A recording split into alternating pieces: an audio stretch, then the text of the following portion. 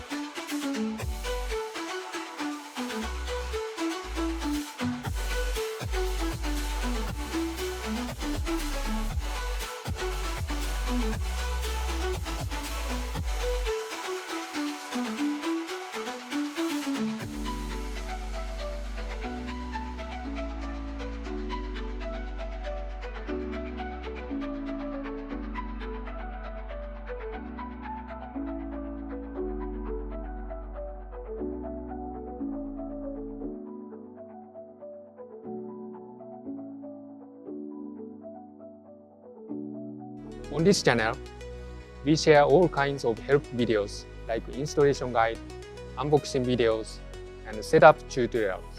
If you find this helpful, don't forget to subscribe.